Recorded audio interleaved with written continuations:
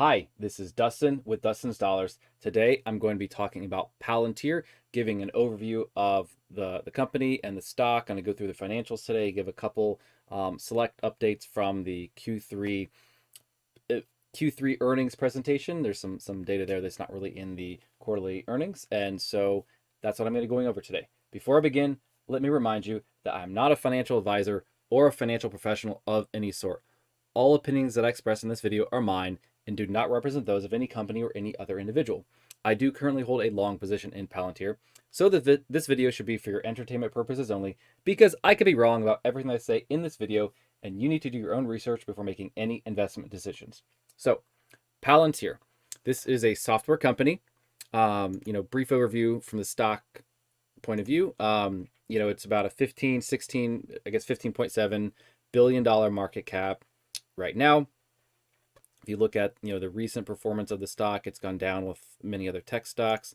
I want to say they did an initial offering, which was not an initial public offering. It was a direct listing, I think, at the near the end of 2020. The stock went up quite a bit, and it's fallen since then. And now it's for the past 6 months or year, it's been trading down in the sixes, sevens, eights, somewhere in that vicinity. You can see that here. It's sort of fallen with most of the other NASDAQ, but that's sort of super briefly where the company's at there. But, as I mentioned, they are a software company, and Palantir specifically, you can read here in their quarterly report. It's a little hard to describe what they do. I've done some reading, and I think I have some of an understanding.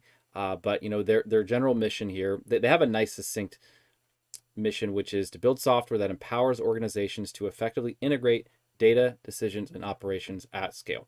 So that sounds pretty abstract, but they have a couple main products that they talk about. They talk about these here: Gotham, Foundry, and Apollo. And Gotham and Foundry are both sort of these software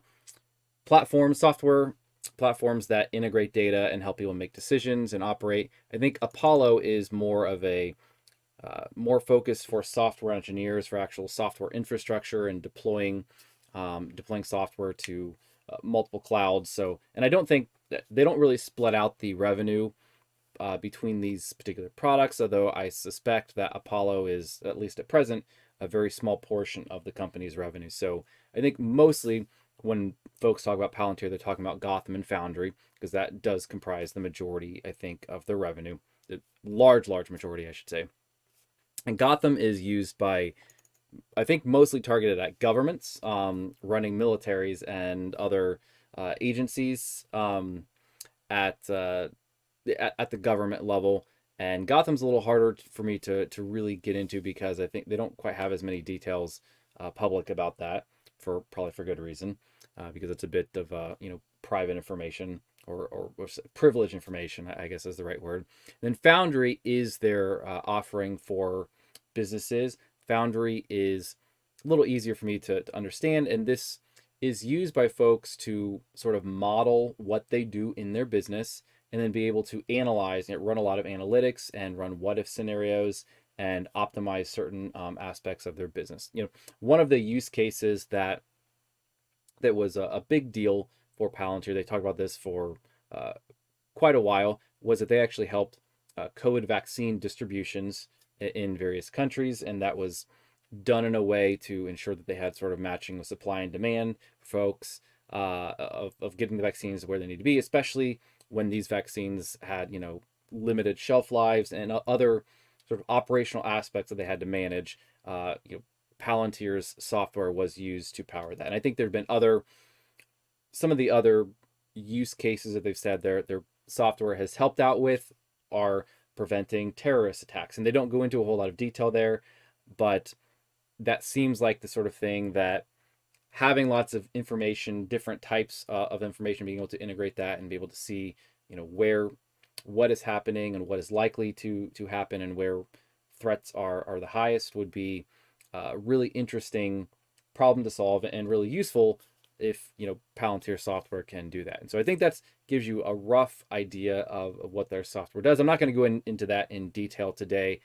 There's you can find other resources for that if you're interested, but that gives you an idea of what they do. So now we're going to shift over to their financials, since that's what, I'm mostly going to talk about today, what I mostly focus on. Overall, oops, that's not where I wanted to go. Overall, if we look at Palantir, I'm going to start with this chart here, and this shows their revenue over time. Let me see if I can zoom in a little bit more.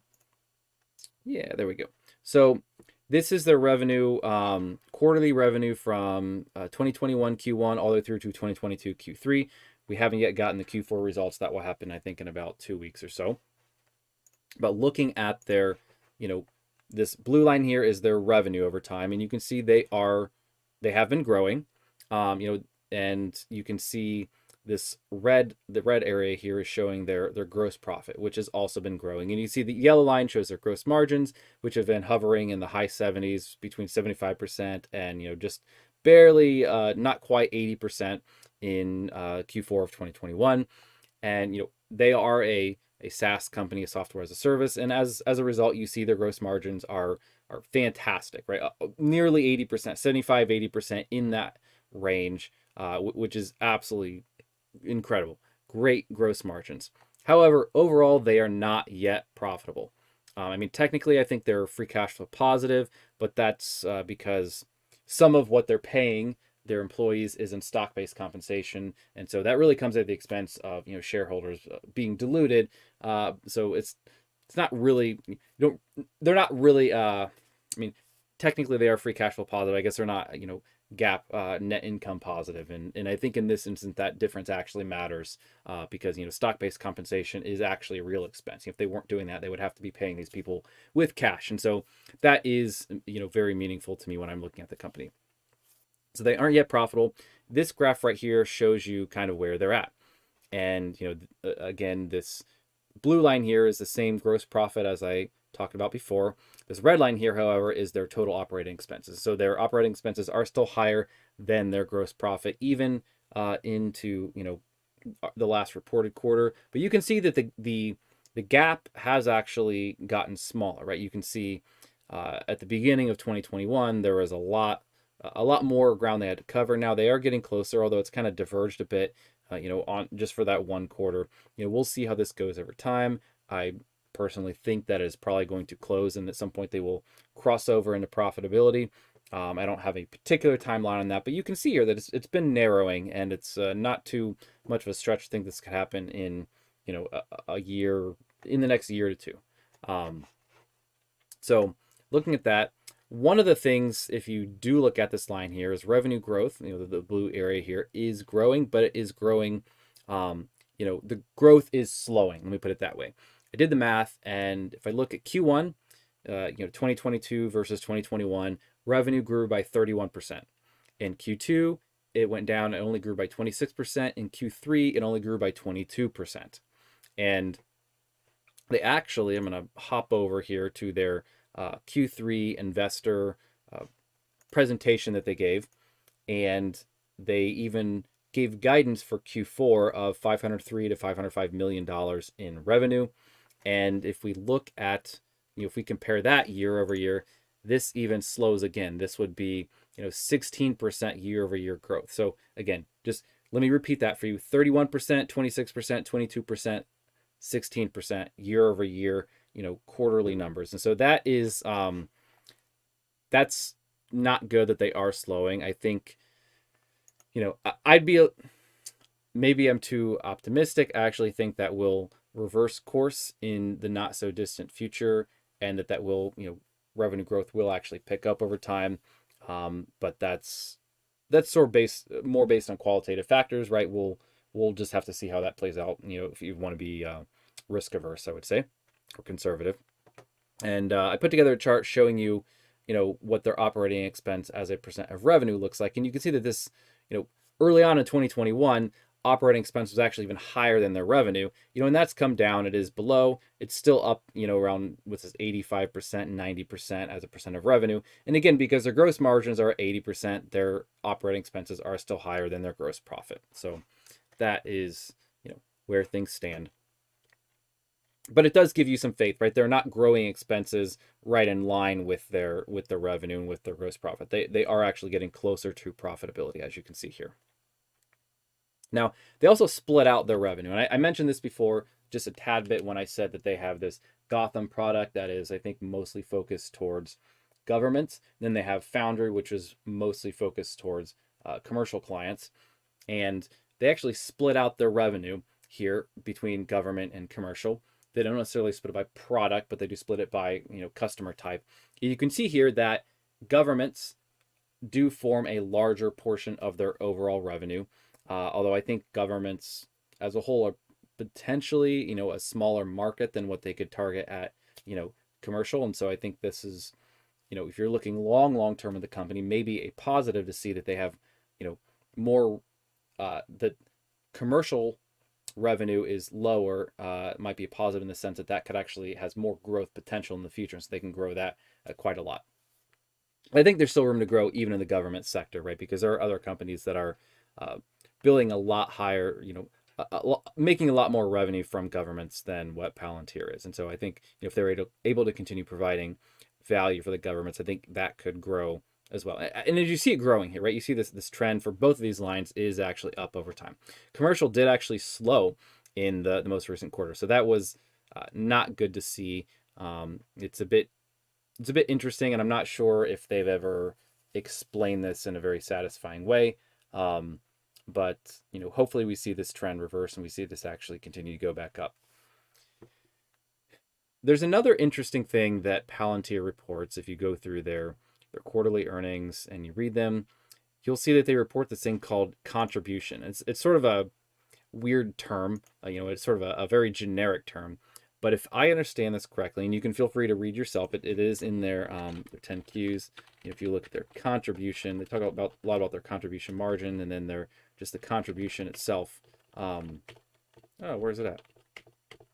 Here we go. So you can find the chart here if you want yourself in their quarterly earnings and find the paragraph here that explains what it is. But basically, this is how they split up and evaluate their government and their commercial, and they basically take out the R&D, they take out the G&A expenses because those are kind of for the company as a whole, and they look at, but they do include sales and marketing expense, and they include their cost of revenue for all their sales to both the government and the commercial. And so this sort of gives you a sense, it's kind of a measure of gross profit, but broken down by segment by government and commercial.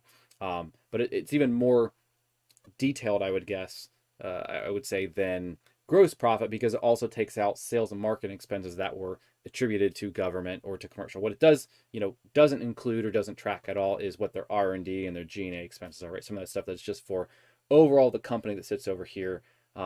Things that are honestly probably more fixed costs, or at least things that aren't going to directly scale with their revenue in these segments. So I think it is an interesting thing to take a look at.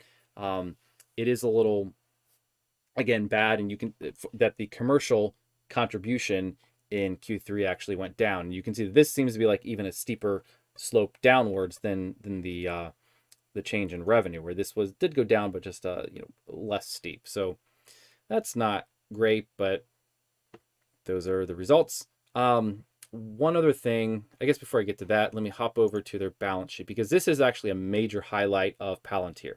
And one of the reasons, frankly, why I do have a position in Palantir, and that is their balance sheet, because they have no debt and they have quite a bit of cash on their balance sheet. This blue line here shows their cash and equivalents, and you can see they have over $2 billion. I think in the most recent quarter, I guess I can just scroll up here and tell you the actual number. At the end of Q3, they had $2.4 billion of cash on the books. And so if I add up all their current assets, right, include their receivables and such, and subtract off all of their liabilities, right, total liabilities, not just current liabilities, total liabilities, that's what these yellow bars here over time. And you can see this has gotten better throughout, from when they initially listed into 2021, and in 2022 they've kept it roughly constant here for this particular metric. But this is at basically $2 billion of sort of like intrinsic value for the stock, of mostly just cash sitting on the books. And so really one thing to keep in mind when you are evaluating Palantir is even though their market cap is 15.7 billion, you can basically subtract off, if you're calculating enterprise value, you can subtract off, depending on what you actually want to include, $2 to $2.5 billion of intrinsic value that the stock has, sort of cash and other assets, less their liabilities. And so I think that's one thing to keep in mind when you are looking at the valuation for Palantir. So one of the other things that I look at with Palantir that is not directly included in the revenue is their backlog of deals. And this is specifically their remaining performance obligations, right? What do they have contracts for? And if you look at their remaining performance obligations, I call it remaining contract value here, on a quarter-by-quarter basis, you can see that this has been growing, and it's at an all-time high so far of $1.3 billion of remaining performance obligations. And then they also throw out a percentage that they expect to turn into revenue over the next 12 months. And you can see at the end of Q3, they had the exact number here. I'll get 44% of this 1.3 billion. Calculate that out. It comes to $572 million that they basically have. If I understand correctly, they basically have $572 million of their next 4 quarters, next 12 months revenue already under contract. And so that's actually pretty cool to see that this continues to grow, and that there's a lot there. Now, I did want to hop over to a related slide in their slide deck, because it also talked about, go to slide 23 here. They talked about this right half here, talked about the remaining performance obligations. That's what I just covered. But they also have a metric here of remaining deal value, and they said this was $4.1 billion. So that's like 3 times what they reported for the remaining performance obligations. I'm actually not sure what exactly remaining deal value is, and they don't report this in their quarterly earnings. It's possible they have it in all of, at least I couldn't find it there. It's possible they have this in their investor presentations on every quarter. I didn't look through all of those. I may do that in the future if folks are interested, but I think this was an astronomically large number, $4.1 billion in remaining deal value. And, this really, sort of speaks to the stability that you can expect to have in Palantir in terms of their future revenue. And so, maybe it's possible that they aren't growing quite as fast as, folks might like, and maybe that growth is slowing. But, if I look at this, it does seem like there's quite a bit of stability for the future, and that slowing growth is truly, that's a good way to state it and to think about it, is that it's slowing growth, but not necessarily to the point where they're going to, they're at a huge risk of really reducing their revenue and going down, decreasing over time. So just something to keep in mind. Now, a couple other bits out of this presentation here. They also talk about their net dollar retention. And so this is more or less how much money are they making in Q3 from customers who were, I want to say this is customers that have been a customer for at least a year, right? Which meaning versus a year ago, folks who were customers a year ago are now spending 19% more, right? Overall on, so they're not only retaining customers, those customers that they already had are actually even spending more a year into the future. And so that's really healthy to see. 19% is good. It's not amazing for a SaaS company, but it's, it does show some sort of base of growth from their existing customers. And so, any new customers they get are even additional on top of this. Another interesting bit about their customers is they also report their customer count in this presentation. You can see that has been going up over time. And they talk about their average revenue per customer for their top 20 customers, that deal value has actually, or that revenue amount has actually gone up. And so that tells you that they are starting to get not only more clients, but also, those clients are spending more, or at least their largest ones are. One other thing I wanted to note out of this slide deck, they've got a bunch, you can read this yourself. It's on their investor website. They've got a bunch of quotes and stuff from companies and governments, and it sounds pretty awesome of the results that they're able to deliver. But I'm not going to comment too much about that. One of the things that I do want to talk about is that they've gotten this class, this I don't know what you call it, certification, I guess. I'm not sure if that's exactly the right word, but they've achieved this IL6 level of authorization from the government that lets them handle sort of the most classified information for the Department of Defense. And this is pretty interesting when you look here and you see they are one of 3 companies alongside Microsoft and Amazon, one of only 3 companies that have this level of authorization to handle, super, super classified information. And you have to imagine that they went through these hoops, got this authorization because there was some use case, because there was, they'd been talking to folks. And so this might have been a necessary prerequisite to unlock some additional sales, some additional deals for the company. So that's sort of another thing that I view as a positive for Palantir, that, they could see some revenue tailwinds from this. All right. One more thing I wanted to address with Palantir, and flash my screen for a moment. A minute ago, if you caught it, this is their new shares issued per quarter. I know that this, I do read a little bit of other investors' opinions on Palantir, and this is one thing that folks complain about. They issue a lot of new shares. I just wanted to call out here that the new amount of shares that they have been issuing has been dropping per quarter. They had quite a lot right after their after their listing. You can see that massive line up there for Q1 of 2021. But, the new shares issued every quarter has actually been dropping now. In the most recent few quarters, it's been about, let me scroll up and get you the number. Just the last line here. It's been about 16 million, 17 million shares, which, on a base of, 1.9 billion shares, almost 2 billion shares, is not a whole lot. I mean, I don't love it. Don't get me wrong. I don't love it as a shareholder. The fact that they're still issuing shares, but especially at these valuations, I think it was a little bit different when the stock was valued in the 20s.